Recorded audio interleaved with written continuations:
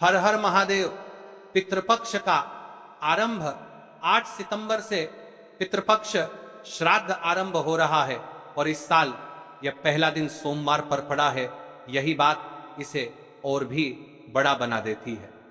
सोमवार शिव का दिन है। शिरोमणि तिथियों में जो दिन शिव के साथ जुड़ता है वह घर परिवार की शांति, जीवन से दुख कष्ट समाप्त करने के लिए सबसे बड़ा और विशेष दिन आज की यह शिव महापुराण की कथा से कान खोलकर सुन ले। सब लोग पितृपक्ष प्रारंभ हो रहा है सबसे पहले और विशेष दिन सोमवार है महाराज। पितृपक्ष के पहले दिन किया जाने वाला यह छोटा सा कार्य, यह छोटा सा उपाय घर का कोई भी एक व्यक्ति करे, लेकिन अवश्य करें। मात्र 11 चावल के दाने, एक तुलसी की लकड़ी का दीपक और छत पर एक कटोरी खीर। याद रखना महाराज, मेरी कई सारी माताएं बहनें उपाय की सामग्री भूल जाती है।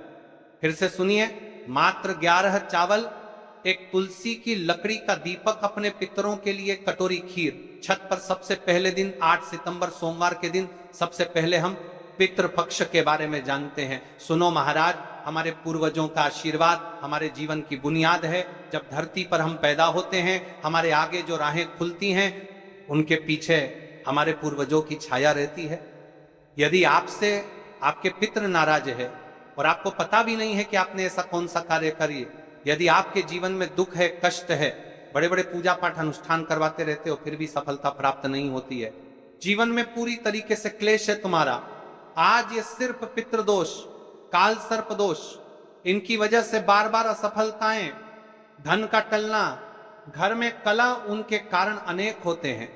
इसलिए हम आपसे कह रहे हैं 8 सितंबर सोमवार शिव का दिन और पितृपक्ष प्रारंभ हो रही है। सबसे पहले दिन किया जाने वाला है छोटा सा कार्य, ये छोटा सा उपाय घर की कोई भी माता बहन अवश्य करें, या फिर घर का कोई छोटा सदस्य कोई भी व्यक्ति कर सकता है, लेकिन हर घर यह उपाय अवश्य होना चाहिए।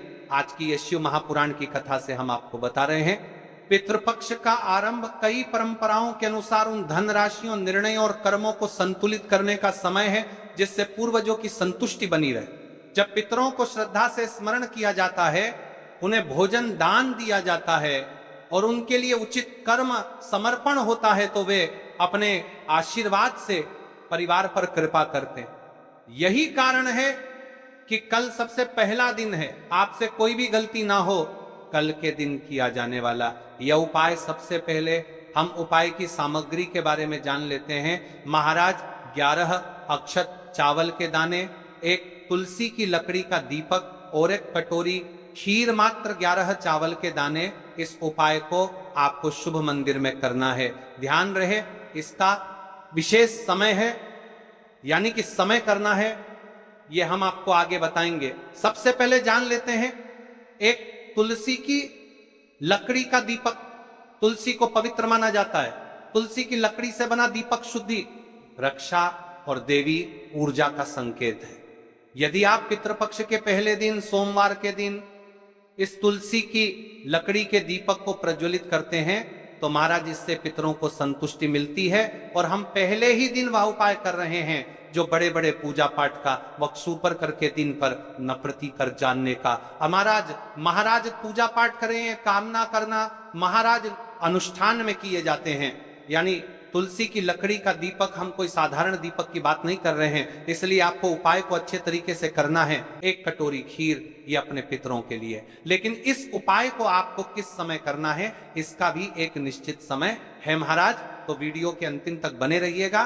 देखिए, हम इस विशेष पितृपक्ष में राशि से जुड़ा भाग्य भी बता रहे हैं और भाग्य में चल रही परेशानियों को भी बता रहे हैं। यदि आपके जीवन में कोई परेशानी चल रही है तो आप कमेंट बॉक्स में अपना नाम और अपनी राशि अवश्य लिखें। अगली कथा में हम आपको बताएंगे आपकी राशि से जुड़ा भाग्य। अब बात कर लेते हैं उपाय के बारे में। देखिए महाराज, कई सारे उपाय ऐसे रहते हैं जिन उपायों को करने के लिए पूरे घर परिवार में से एक ही सदस्य योग्य रहता है।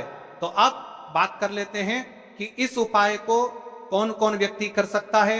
यह उपाय किसी भी परिवार के सदस्य द्वारा किया जा सकता है। पुरुष, महिला, युवा या वृद्ध पर अनुभव कहता है कि यदि घर की कोई बड़ी माता बहन इसे शुद्ध भाव से करे तो प्रभाव थोड़ा तीव्र व शीघ्र दिखाई देता है, इसलिए परंपरा में महिलाओं का यह भूमिका मान्य रही है। पर यह कोई कठोर नियम जिनके परिवार में धन लाभ टिकता नहीं, जिनके घर में बार बार कलह और झगड़े होते हों, जिनके कार्य अटक जाते हों, जिनके मन में यह संशय रहे कि पुरखों की असंतोष की वजह से बाधाएं हैं।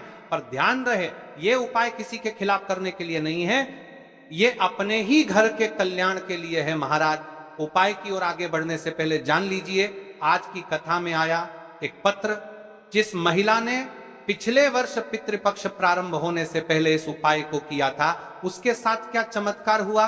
माया जी एक छोटे शहर की गृहिणी थी, उनके घर में पिछले 3 साल से आर्थिक अस्थिरता छाई हुई थी। कमाने के बाद पैसे टिकते ही नहीं थे, पति के व्यापार में अवरोध, बच्चों की पढ़ाई में बाधाएं। माया रोज पूजा करती और मंदिर जाती, पर मन में खालीपन रहता।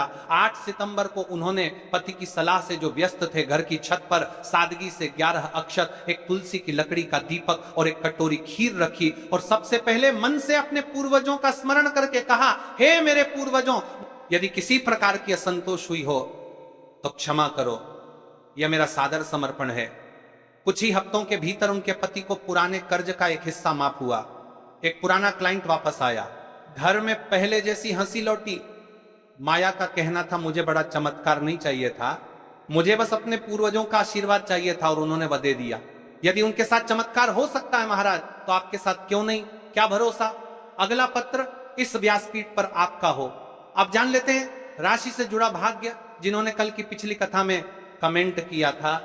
कल की 2 विशेष मुख्य राशि, सबसे पहले राशि है कर्क, घर परिवार और भावनात्मक तालमेल के मामले में कर्क राशि के लोगों पर आज का दिन विशेष रूप से अनुकूल सिद्ध होता है।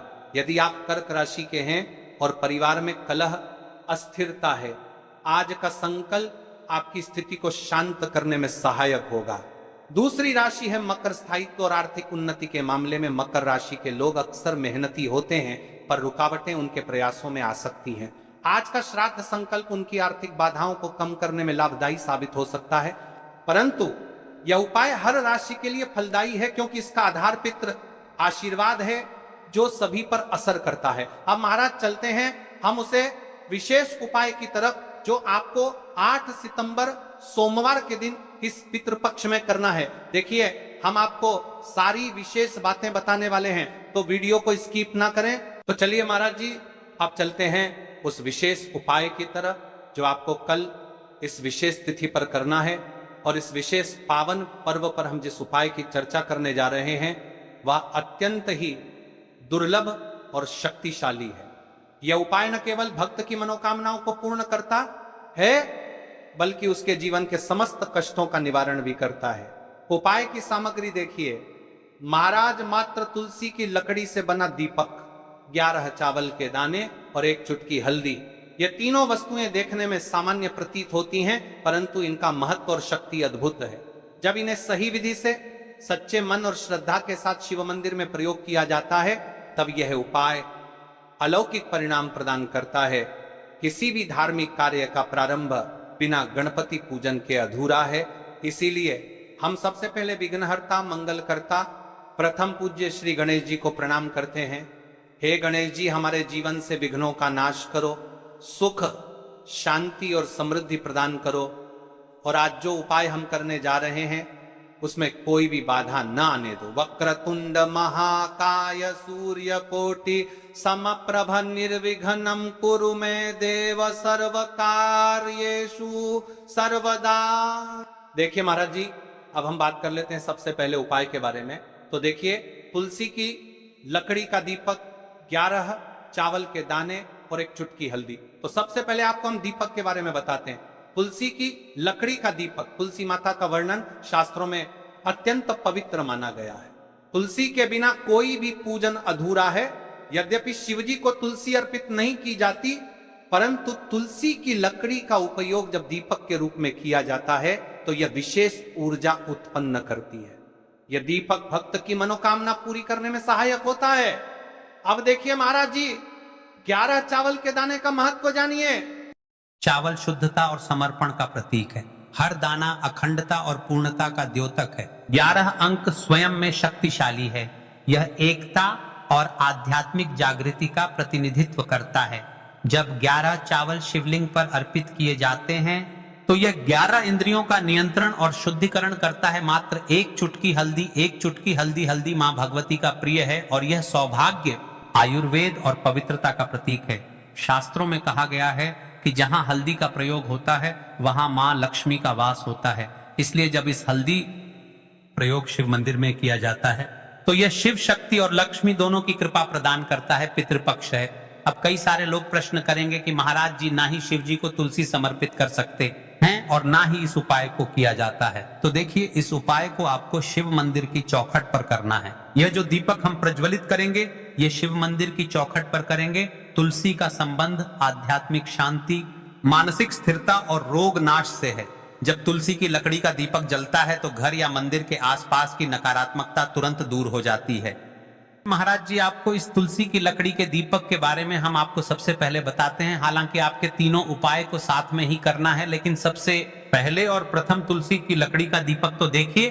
तुलसी की लकड़ी प्राप्त करना, यदि घर में तुलसी का पौधा है तो उसकी जड़ के पास की नरम लकड़ी लेनी है। यदि घर में तुलसी का पौधा नहीं है तो बाजार से भी तुलसी की लकड़ी खरीदी जा सकती है। कई सारे घरों में तुलसी का वृक्ष नहीं होता है तो आप यह भी कर सकते हैं, ध्यान रहे, यदि आप किसी और के घर से ले रहे हैं दक्षिणा अवश्य दें। बिना दक्षिणा के तुलसी लेना अशुभ माना जाता है।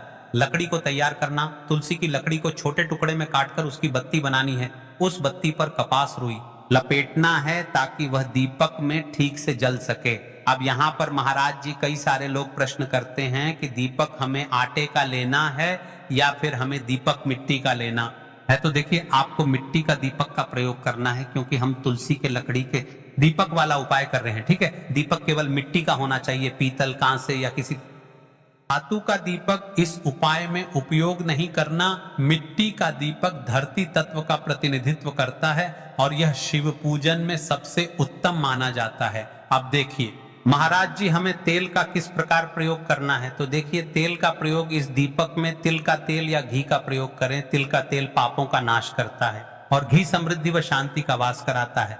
अब कई सारे लोग प्रश्न करते हैं कि महाराज जी, आपने हमें यह तो बताया ही नहीं कि कितने दीपक का उपाय करना है, आखिर दीपक कितने बने हैं। तो देखिए, कितने दीपक जलाने।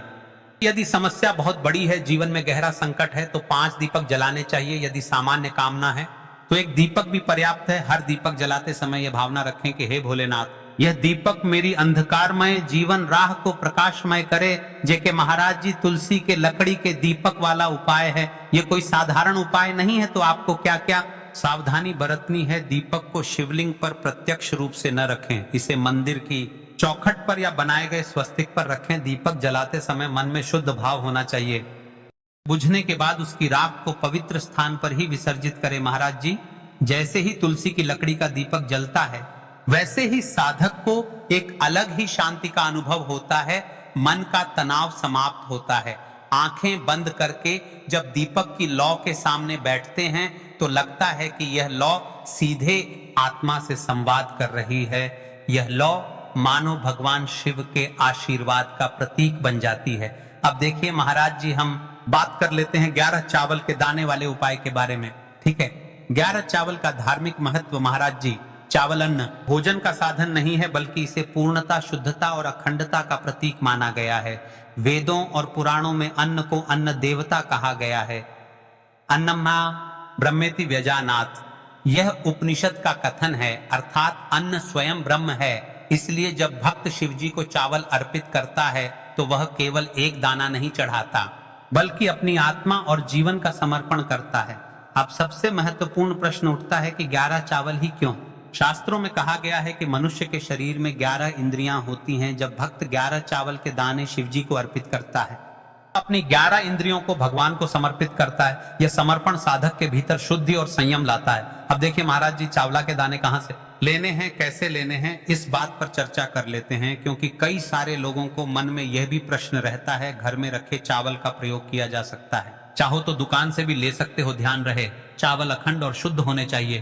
टूटे हुए दाने अशुभ माने जाते हैं। 11 दानों को अलग करके एक छोटे डिब्बे या पुड़िया में सुरक्षित रखना है। चावल अर्पण की विधि अब सुनिए महाराज। चावल के दानों का प्रयोग कैसे करना है? अब देखिए महाराज जी, जैसे ही आपके चावल के दाने आप एक पुड़िया में रख लेते हैं, अब आपको शिव मंदिर में जाकर के इस उपाय को करना है। तो देखिए, आप एकदम स्वच्छ जल से नाहट होकर के शिव मंदिर पहुंचे और आपको इस उपाय को करना है। तो देखिए, कई सारी मेरी अन्य माताएं बहनें रहती हैं जो शिव मंदिर में जाती से ही दूसरी अन्य माता बहनों से सामग्री मांगने लगते हैं, जैसे कि वो जीजी अपने बेलपत्र लाए हो क्या, एक देना, आज मैं लाना भूल गई, वो जीजी थोड़े से फूल दे दो। तो आपको शिव मंदिर में जाकर के यह नहीं करना है, आप सिर्फ अपनी सामग्री से उपाय कीजिए और घर आ जाइए, ठीक है। जब मंदिर जाएं, सबसे पहले शिवलिंग पर गंगा जल या शुद्ध जल चढ़ाएं। AUM नमः शिवाय का जप करते हुए शिवलिंग का ध्यान करें। अब सबसे पहले एक चावल का दाना गणेश जी के स्थान पर अर्पित करें, क्योंकि गणेश जी बिना हर कार्य अधूरा है। इसके बाद